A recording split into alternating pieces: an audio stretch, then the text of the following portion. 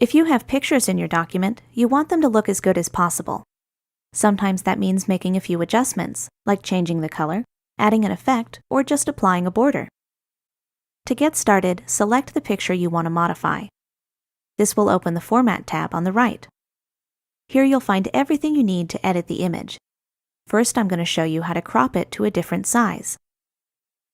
Just click the Crop command, and you'll see a series of cropping handles around the edge of the picture. You'll need to place your mouse right over these handles, or you might grab one of the sizing handles by mistake.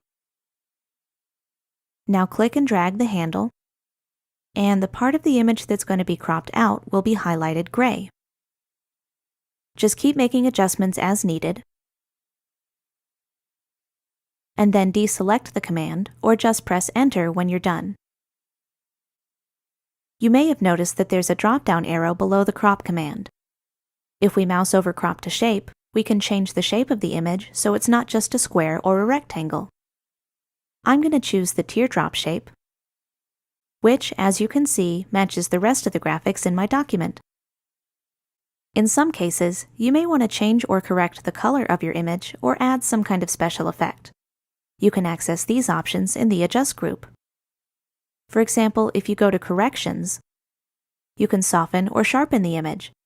Just take a look at the thumbnails to see what it's going to look like. You can also adjust the brightness and contrast.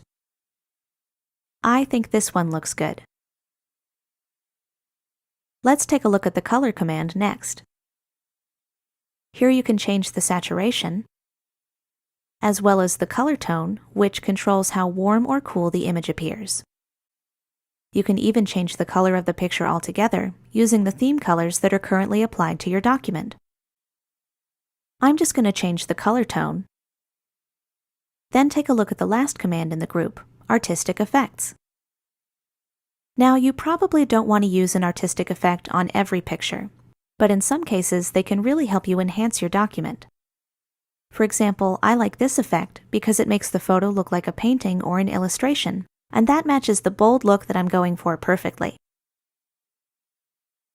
If you're looking for more ways to enhance your images, you might want to try the Picture Styles group. Here you can add frames, drop shadows, and other picture effects all in a single click.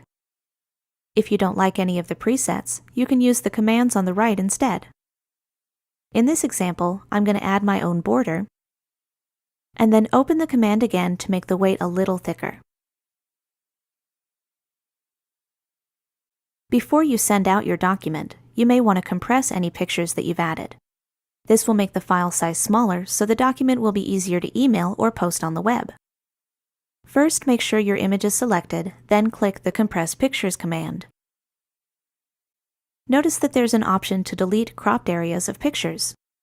This will delete any cropped areas permanently instead of just hiding them, so they won't contribute to the file size. You can also change the resolution for the image. The email setting offers the lowest resolution, so it'll have the smallest possible file size. Now, the look of the picture has changed a bit. That's because compression lowers the quality of the image. Often that's not what you want. For example, if you're planning to print the document instead of sending it online. You'll just have to decide whether higher quality or lower file size is more important to you, depending on the situation. Now you know how to format pictures in Word. Don't be afraid to experiment with the options we've talked about today. With so many tools at your disposal, you can do all kinds of creative things with your images.